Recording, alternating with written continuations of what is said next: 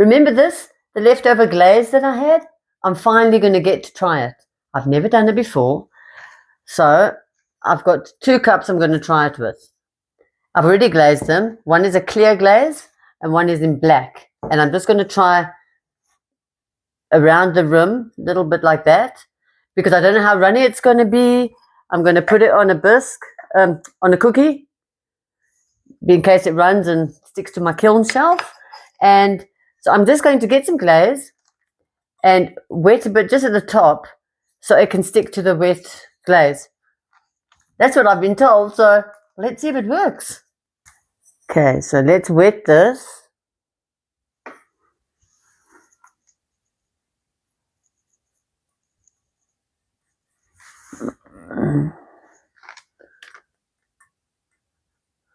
Doing it really loosely. Just a clear glaze this. I want to make it quite wet so it does stick to it. Okay. Now, let's give it a try.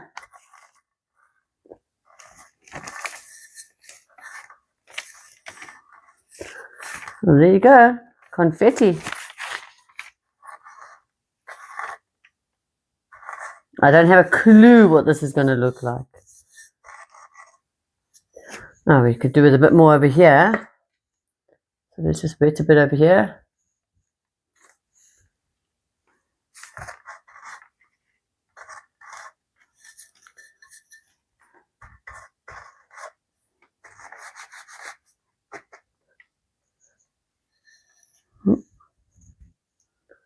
Okay. Wish me luck. See how that comes out. So that's the clear one. Now I've got one that I'm going to do in black. So let me add some black around the edge of this.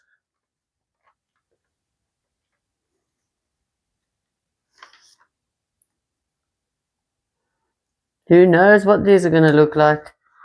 It might be a happy accident. You know what they say. Okay, let's give it a try.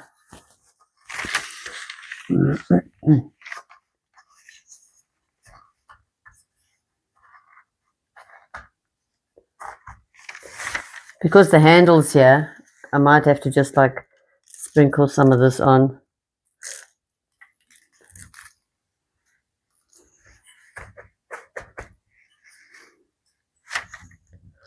Okay, who knows? Who knows?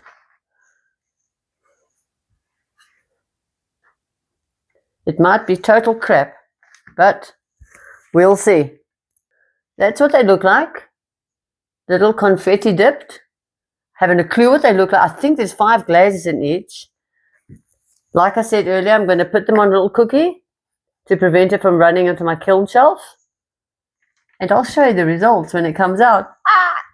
It could be good, could be bad. Who knows? It's an experiment. Cheers!